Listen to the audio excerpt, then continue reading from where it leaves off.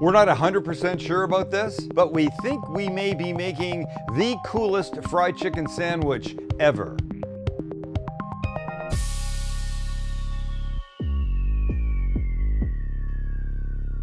And why is that, Sam, you might be asking? Because we're making a UFO fried chicken sandwich. Yeah, baby. Harken back to last year when we made some UFO burgers.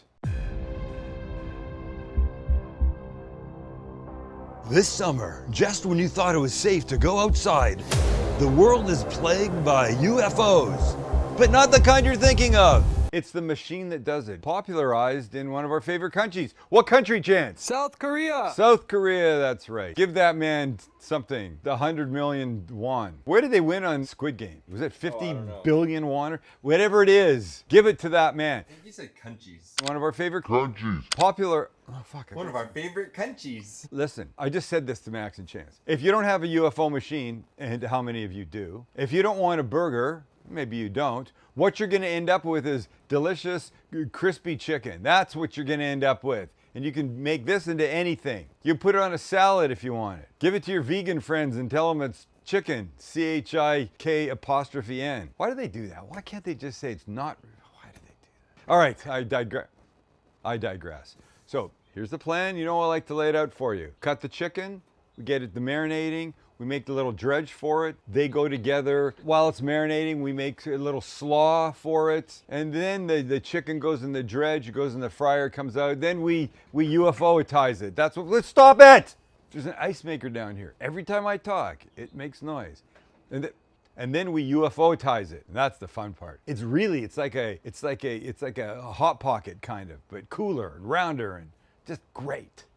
All right, there's our chicken. Chicken thighs, boneless, skinless. Now, Max and I had a conversation a couple minutes ago about how big the chicken should be. I'm thinking smaller pieces, and Max is thinking well, maybe bigger pieces. So I'm gonna do both. How's that? I'm gonna do a little both. It's all the same. All right. The whole process is the same. So they can't be too big because they gotta fit. So like there's little bits of fat in here, I'm okay with that. But I was thinking pieces maybe like this. I'll put some like this in here, Maxie, for you, okay? Just be a little combo. Today. I'm in a good mood today. What are you plotting? Maybe what am I smoking? The fat that you're seeing here, no big deal, ladies and gentlemen. Who cares? It's a little bit of fat. I cut most of it off, but if there's still some, what do I give a shit? I say it all the time. If you want to do something different than we're doing it, then you do you, all right? All right. Of course, there just had to be thighs. I think if you ask any self-respecting Korean, they're not using breasts. Nobody uses breasts. Oh, okay, fine. That may be the case for any self-respecting Korean, but how about our audience? What would they rather see?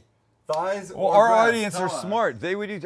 The question is below. What do you prefer, thighs or breasts? Be honest. Don't let me and my professional abilities sway your opinion whatsoever. He has no cooking experience, really. He doesn't have Emmys and cookbooks and things like that. But listen, you just respond in your own way to make yourself. That's my new thing. Best. I just take the camera away when you say something I don't want to hear. It's the fucking best. All right. Let's marinate. All right, this next step's easy. All this chicken. Use your bare hands to put the chicken in the bowl. Then if you have it, use a little Shaoxing wine. It's a Chinese cooking wine. Just a little bit. Mush it around. If you don't have it, you could use dry sherry instead. You could use a splash of mirin, Japanese cooking sake. You can put a tiny bit of soy. It doesn't really matter. You just want it a little bit moistened. And then some salt and pepper. This goes off to the side. Let me clean this and we make the dredge. Here's our dredge. Start with a bowl, a couple of cups of cornstarch, potato starch if you don't have it, flour if you have neither of those, but these will give you a little extra crispy crunch and it's all about that. Now we add some garlic powder, smoked paprika, some cayenne, a little heat. Failing all these, you could use gochugaru, which is a Korean pepper mix that's really great, and some salt and pepper. Mix this up, but go easy because it's cornstarch. The shit just flies everywhere. Oh, see? Just like that. I'm sure if you looked up what's the lightest item in the world, it's probably cornstarch. This is ready for when I need it. Let's make a little slaw.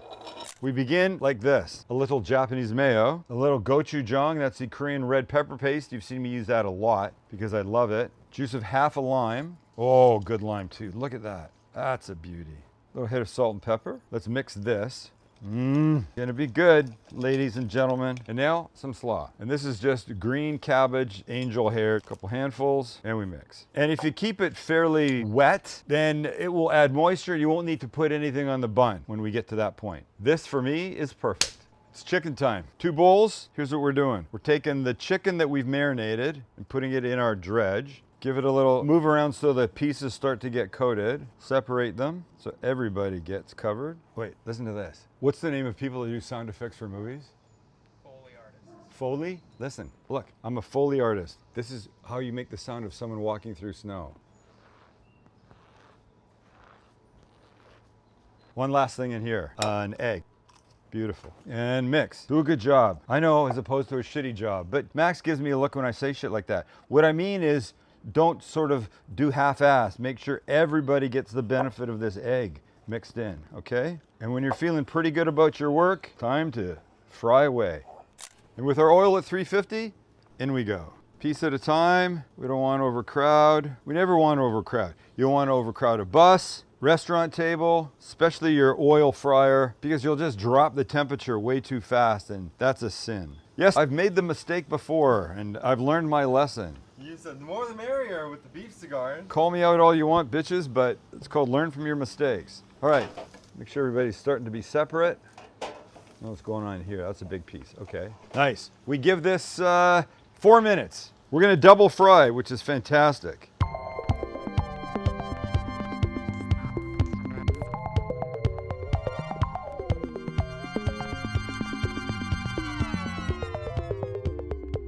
And we're there. Beautiful. Okay. Let them drip just a little. Let them drip just a little. Sorry, I'll yell over the gardeners. Let them drip just a little bit. Take them out. I'm going to finish off the rest. And then we're getting ready for the final fry, the build, and the UFO-ness. Second batch has been done. The first time. These are all of them now. Now that they've all been done, I don't worry about crowding too much. The heat has now been cranked to 375 from 350.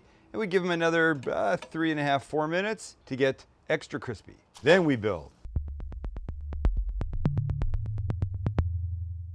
Here we go, bun, bottom top. We're gonna begin with some of the coleslaw. You kind of want to keep it away from the edges for the most part when you're using one of these little UFO guys, because that's where it will seal. And I have one glove on because the chicken's gonna be hot. And I've got a little cotton liner underneath, not so anybody thinks I'm crazy. Okay, great. Now for the chicken, which is right here and beautiful. So now I just want to build a little nest of this chicken. Oh, I can feel the pieces are damn warm under my fingers. This is called the Korean fried chicken Jenga. Sorry for being so stupidly anal about this, but you know when you cut it open, you want to make sure you get. So I think that's okay, all right? So get this out of the way. Now some cheese, because there must be cheese. But it's not going to really be in there that long to melt it, so we'll take care of that now.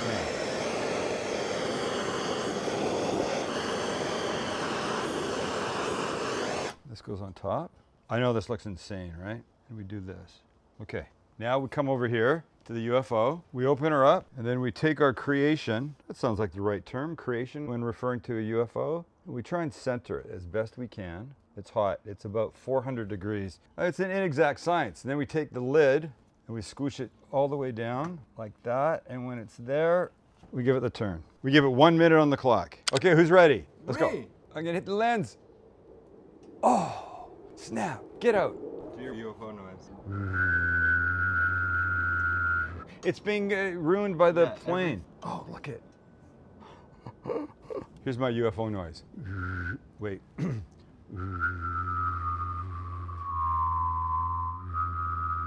come in peace. We come in. Take me to your leader. Take me to your Korean fried chicken leader. And we cut. Oh, that's gonna be so good. Jesus, look at it. Everybody wants to eat that. The only hard thing now is deciding which half to take a bite of. Boys, you're looking this or this, this or this, I don't this know, or they this, both look this. Come on. Oh, it's warm in my hands. I can't wait. It's gorgeous.